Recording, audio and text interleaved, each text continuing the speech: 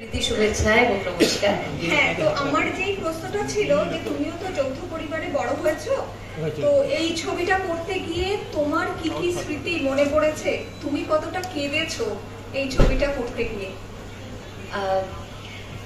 একান্নবর্তী পরিবারের মেয়ে আমি, তো ডেফিনেটলি আমার যেটা স্ক্রিপ্টে সব থেকে বেশি নাড়া দিয়েছিল সেটা হচ্ছে ভাই বোনের সম্পর্ক, এবং এত ভালো সম্পর্ক কি করে বিচ্ছেদের দিকে যাচ্ছে।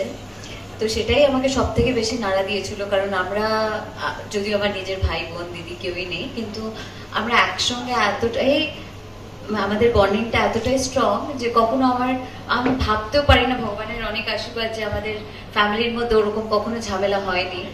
কিন্তু সিনেমা করার সময় যেহেতু সেইটা একটা জায়গায় ভাবতে হয় যে আমি অপর্ণা এবং অপর্ণার দাদা সৌরভ, তার সঙ্গে একটা একটা দ্বন্দ্ব, একটা লড়াই, একটা অভিমানের লড়াই, অথচ এতটা ভালোবাসা, যেটা আমার মনে হয় এই গল্পের মধ্যে থেকে বা ট্রেলারের মধ্যে থেকে বোঝা যাচ্ছে যে একটা ভীষণ ব্যালেন্সড একটা স্ক্রিপ্ট, যেখানে দাদার জায়গায় দাদা ঠিক, বোনের জায়গায় বোন ঠিক, কিন্তু দুজনেই একচুলও নড়বে না, অ্যাডজাস্ট করবে না কোনো একটা জায়গায়। মান অভিমানের জায়গাটা ভীষণ স্ট্রং। ভীষণ ভালো লেগেছিল গো, আমাকে নাড়া দিয়েছিল, অনেক অনেক জায়গায় কেঁদেছি, সত্যি সত্যি কেঁদেছি। কারণ আমি অপর্ণাকে মনে প্রাণে ফিল করছিলাম পুরো ছবি জুড়ে। আমার কখনো আলাদা করে খুব যে ভাবতে হয়েছে তেমন নয়, কারণ এত সুন্দরভাবে লেখা ওই ক্যারেক্টারটা, এত সুন্দরভাবে লেখা। শুধু আমার ক্যারেক্টারটা নয়, যেটা কিছুক্ষণ আগেই অনির্বাণ বললো, যে প্রত্যেকটা ক্যারেক্টার আমরা হয়তো আপাত দৃষ্টিতে একটা মানুষকে জাজ করি, কিন্তু সেই মানুষটার মনে বা ভেতরে ঢুকলে বোঝা যায় সেই মানুষটা কতটা পেনের মধ্যে থেকে, বা কতটা বেদনা, তার কতটা দুঃখ, বা কোন জায়গায় তার একটা, যে কারণে আমার মনে হয় প্রথমবারই যখন আমাদের স্বার্থপরের পোস্টার রিলিজ হলো, তখনই একটা লেখা বেরিয়েছিল যে তুমি বলো স্বার্থপর, আমি বলি আত্মসম্মান। তো একটা আত্মসম্মানের জায়গায় ঘা খেয়েছে। আমার খুব ভালো লেগেছে গো। আমি মানে একটা দুটো লাইনে, এখন অনেকের অনেক কথা বলার আছে, আমারও অনেক অনেক কথা বলার আছে, এখন এই ছোট কথার মধ্যে ঠিক মানে পারছি না তুলতে, কিন্তু ব্যাপারটা আমার ভীষণ এনজয় করেছি। তোমাকে আর একটুখানি জিজ্ঞেস করব যে তোমার কি ছবিটা করতে করতে মনে হয়েছে যে থ্যাংক গড আমার কোনো দাদা বা ভাই নেই? না, থ্যাংক গডের ব্যাপারটা মনে হয়নি, কারণ দেখো সবসময় দাদা ভাই থাকলেই যে সবসময় এরকম একটা পরিস্থিতি জন্মায় তেমন নয়। ভগবান করুক যেন কখনো কারোর মধ্যে এই পরিস্থিতি না হয় যে একদম লিগাল কেসের দিকে যাবে, যেখানে তারা দুজনে একসঙ্গে বড় হয়েছে, একসঙ্গে তাদের খাবার থেকে খেলনা থেকে সবটাই শেয়ার করেছে, শুধু বাড়ির জায়গায় একটা প্রবলেম, শেয়ার করার জায়গাটা হচ্ছে না। তো সেটা মানে কখনো আমার সেরকম মনে হয়নি যে দাদা ভাই ভাগ্যিস ছিল না তাই জন্য। কিন্তু সেটাই আমি প্রার্থনা করি, যাতে সবাই যেরকম বাবা বললেন, আমারও একই প্রার্থনা, যেন ভাই বোনদের বা দাদা দাদা, বোন বোন, কারোর মধ্যে কারোর যেন মানবিমানের লড়াই যেন না থাকে, তারা যেন সুন্দর জীবন কাটাতে পারে একসঙ্গে চিরকাল। Thank you.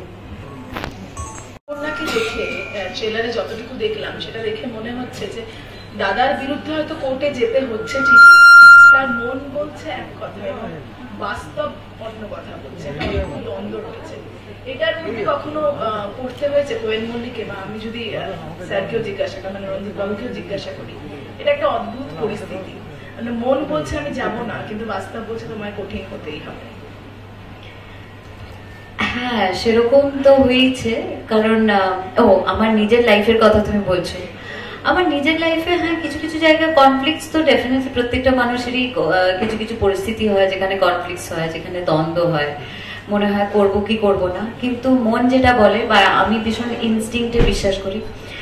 ইনস্টিংক্ট আমাকে মনে হয় প্রত্যেকটা মানুষেরই ইনস্টিংক্ট আছে। ইনস্টিংক্ট তুমি যদি বেশি সেই ইনার ভয়েসটাকে তুমি যদি বলো যে হ্যাঁ আমি শুনবো, তাহলে সে বলে।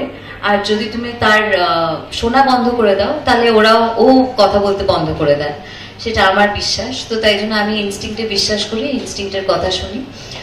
তো তাই জন্য সেই দ্বন্দ্বটা খুব বেশি কঠিন হয়ে যায় না, কারণ আমি ইনস্টিংক্টেই চলি। Thank you. বলছি এত বছর পর আবার বাবার সাথে কাজ, কতটা নার্ভাস ছিলে? একই প্রশ্ন রঞ্জিত স্যারের কাছে।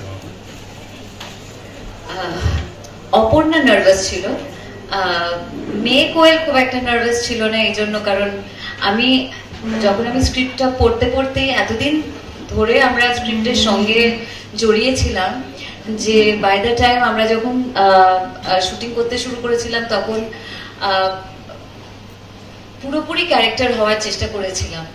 তো সেখানে আমি যদি সেই নার্ভাসনেসটা আমার যদি কাজ করে তাহলে প্রফেশনালি আমার দিকটা ভুল হবে, কারণ ক্যামেরার সামনে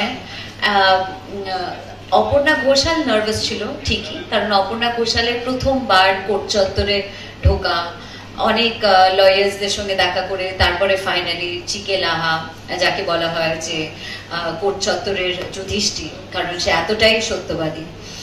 তো তার সামনে সামনে গিয়ে একটা নার্ভাসনেস কাজ করেছে এবং সেটা ট্রেলারে একটু আছে। কিন্তু মেয়ে কোয়েল আমি মনে হয়েছিল যে আমার নার্ভাসনেসটা যাই হোক না হোক সেটা খুব একটা দেখাবো না, সেটা বেরোলে মুশকিল হয়ে যাবে, তাই ক্যারেক্টার পোর্ট্রেলে মুশকিল হয়ে যাবে, তাই জন্য সেটা আর হয়নি।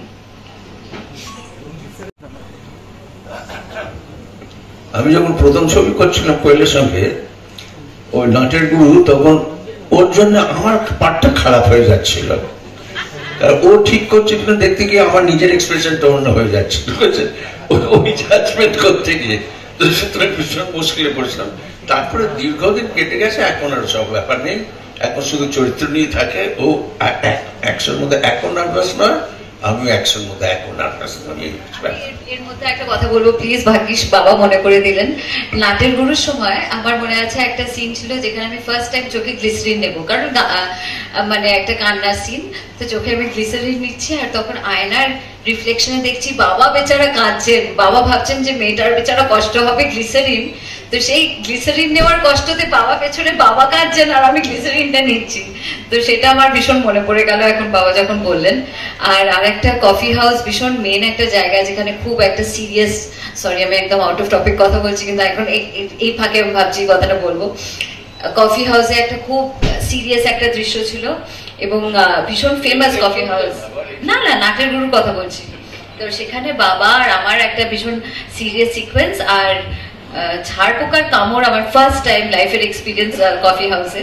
তো সে ঝাড়পোকার কামড় আর এরকম করে যাচ্ছি আর আমি সিরিয়াস ডায়লগ গুলো বলছি আর বাবার কাছে প্রচন্ড জোরে বকুনিটা খেয়েছিলাম, সিরিয়াস হও সিরিয়াস হও বলে। তারপরে আমি বললাম বাবা আমি বড় হয়ে গেছি, লোকের সামনে বকো না, এরকম করে একটা আস্তে করে চিমটি কেটে বাবাকে বলেছিলাম। তো যাই হোক, তো সেটাই সবসময় মনে করে দিতে হয় যে আমি বড় হয়ে গেছি, সব যা বকুনি দেওয়ার সেটা যেন মেকআপ রুমের মধ্যেই থাকে, বাইরে যেন না যায়।